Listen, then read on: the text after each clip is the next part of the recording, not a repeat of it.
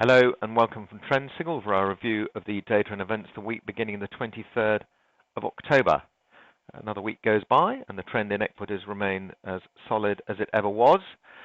Outside Europe, equities are powering ahead. I think Brexit and perhaps the euro strength are a little bit of a drag here in Europe. The equity surge is not just in the US, though, which is the one that everyone tends to talk about.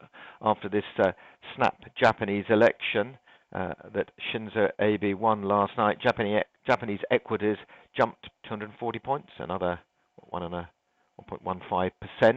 That's the highest level since October 1996, which seems quite a heady level to have hit. But for the record, which a lot of markets seem to be focusing on records at the moment, and certainly for stock market bubbles, the Nikkei had an astonishing one of its own in the 1980s, rallying from 6,800 to a high of 37,000 by December 1989, which really set the bar for stock market bubbles. And of course, at the time, everyone said, well, it'll never go down, it's heading for 50,000, etc., etc. And, well, it's still heading for 50,000, but a lot more slow than it was at the time. But a rally of 544% in 10 years, I suspect, is now will be treated with given the sort of treatment that should be given, of course. Okay, let's have a look at the data and events this week. Despite what the calendar may look like, it's quite a busy week, really. We have, certainly for the Euro area with the ECB. We also have a bit of data actually out on Tuesday, although it's not showing on the calendar here. Forex Factory, in their wisdom, decide that it's not so important, so it gets downgraded. But we have Eurozone manufacturing and services PMI data out Tuesday. The data that we're particularly interested in is the summary data. Flash manufacturing PMI is expected to fall from those very strong numbers in September. Likewise, the services number is due to dip a little bit to 55.7. Still very, very strong numbers. Anything above 50 indicates expansion in that particular sector. So they are very, very strong numbers indeed still, albeit a little bit lower than the ones from the previous month. Wednesday, we see our own Q3 here in the UK. Gross domestic product for the third quarter that obviously ended at the end of September. It's the first reading, as prelim suggests, although you'd be confused by reading what the states call it. But it's our first reading. We're expecting a number similar to the rather slow pace in Q2, plus 0.3%. The reason why they have more than one reading is they can't collect much of the data on the first reading. Only 40% of the data is in for this first reading, and as the picture builds up, they release a second and third reading. In the afternoon, we have durable goods. The core number is what we look at. This excludes the very large ticket items such as aeroplanes. That's expected to come in line with the last month's revised number at plus 0.5%. On the Canadian side of the border, we've got the Bank of Canada monthly policy meeting as well in the afternoon on Wednesday. We're expecting the Bank of Canada, well, they've surprised us recently. Initially, we were expecting a rate rise this month, but that is not on the cards. They surprised us in July and September. There is a press conference that follows an hour and a quarter after the announcement at 4:15. There we go. So make sure that you don't just write it off when the data comes out. We then wait for comments at 4:15 our time. Regular crude oil inventories as well are also released Wednesday, the weekly data. Another drawdown in stocks expected.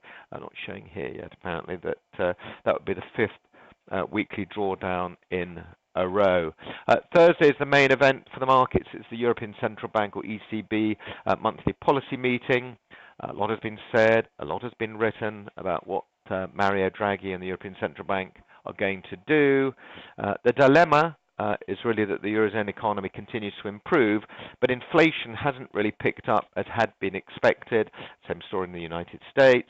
The appreciation, I think, of the euro against the dollar is a big issue. That's rallied about 14% against the dollar, which offsets many of the effects on the eurozone economy in terms of its improvement, so effectively putting the brakes on the lift in economic activity is what I really wanted to say. So the dilemma really for Draghi and the ECB is to decide how to taper.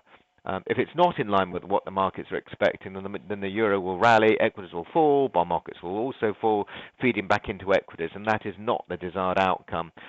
So I think markets are expecting the European Central Bank to leave its refinancing rate and deposit rates unchanged, as that's been indicated here. They refer to as the minimum bid rate. The excitement really is around QE, which is what we've been talking about for some time now, and how much this will be tapered. Well, yeah, you might wonder why the ECB is still running a QE program, but of course they only started in 2015, so thereby hangs another tale. The ECB is buying 60 billion euros worth of sovereign bonds and corporate bonds per month. Commentators expect this to be tapered to 30 or 20 billion by 2018. Sorry, for 2018. Let's make this clear. That means the bank will continue to buy bonds, gradually reducing or tapering the amount as the program sort of peters out by the end of 2018. Then after that, as some commentators suggest, there will be rate rises to follow as well. But of course, that's a full 10 or 11 years after the Great Recession, which is the reason why it's called a Great Recession, I guess. Reading between the tea leaves, I think Mario Draghi doesn't like to upset the markets, so I expect more of a consensus move that will see the taper duration perhaps maybe extend beyond 2018, I don't know, but could start sooner, etc. But we'll wait and see. But I don't think Mario Draghi is in the mood to upset the markets. If it is more hawkish, then, as I say, that would cause the euro to rally and equities to fall, which is something that Mario Draghi, I think, doesn't want to see. Friday, we have our last key data of the week, which is the US version of the gross domestic product for Q3, like the US, but they have four, like the UK, sorry, they have four releases, though. Curiously, the first reading is called the advanced reading, ahead of the prelim reading. Bit of a confusion about the understanding of what prelim means. So they have four readings instead of our three. The other major event this week, which I can't go into too much detail on that because there are so many of them, it's the sort of mass release of third quarter earnings in the US. Out of the Standard & Poor's 500, we've got 190 of those companies releasing this week. Among the big names, Alphabet, previously known as Google, Microsoft, Amazon, Intel. They're the big tech companies that the market will be looking at very closely, bearing in mind how far tech stocks have rallied this year, and there are a whole host of other household names to boot. Of course, earnings are a key driver for the stock market, and it tends to be that expectations are downgraded ahead of the results season. So anyway, we'll have a clearer picture by the end of the week with those 190 companies releasing. So anyway, that's it. Thank you very much for listening. Bye for now. If you would like more information about trading the right way, Trend Signal is giving you the opportunity to see and hear about its services live at a free online seminar. Take a look at the Trend Signal website for the latest events and to book your free place.